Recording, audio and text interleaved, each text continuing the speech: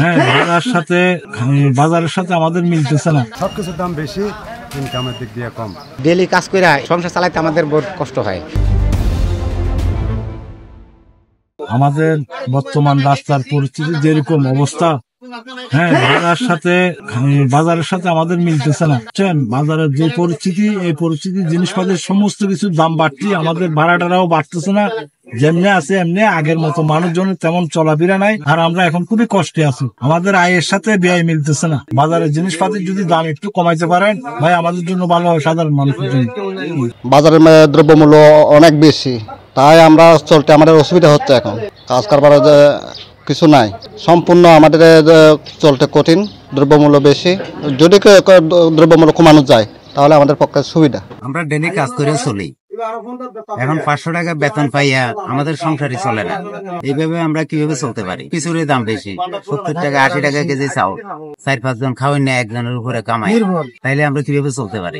30 টাকা কেজি চাল, 50 টাকা না 70 টাকা কেজি চাউল। বর্তমান আমরা তো গরিব মানুষ, চলাফেরা আমরা বেশি কষ্ট। চাউলের দাম বাড়তি, সবকিছু দামে বাড়তি। আমরা সাধারণ মানুষ, ডিজেলের দাম বাড়তি, সবকিছু দামে বাড়তি, গাড়ি ভাড়া বেশি, সবই বেশি। আমাদের সাধারণ মানুষ দিত মানে জিনিসের দাম কম থাকলে আমরা ভালো। এখন বর্তমানের মধ্যে বাজারে যে হারের দাম, ওই দামে এখন কিনে বড় হচ্ছে না, এখন সংসারে চালাচ্ছে বড় কষ্ট হচ্ছে।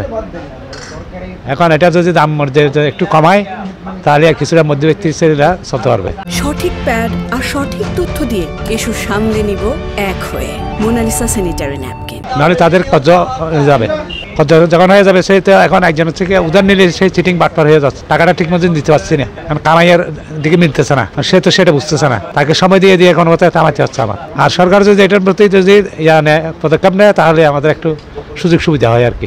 যে পরিস্থিতি, এই চাউল ডালের যে দাম, আমরা ডেলি কাজ করে সংসার চালাইতে আমাদের বহুত কষ্ট হয়।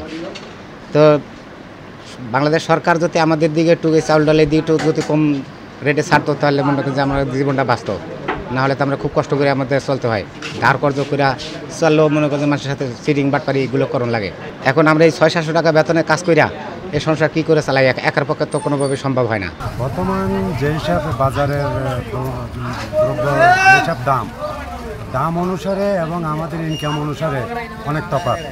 যেহেতু সব কিছুর দাম বেশি, ইনকামের দিক দিয়ে কম, যেহেতু আমরা এখন চলাটাই অনেক হিমশিম আমাদের। এখন যে ছেলে মেয়েদের স্কুল লেখাপড়া খরচ এবং নিজেদের খরচ বা বাড়ির খাওয়ার খরচ, এখন এই হিসেবে আমাদের ইনকাম অনুযায়ী আমাদের খুব একটু কষ্ট হয়ে যায়। এখন বাজার দ্রব্যমূল্য যে কোনো মাল একটু কমলে, দাম কমলে আমাদের ভালো হয়, সুবিধা হয়।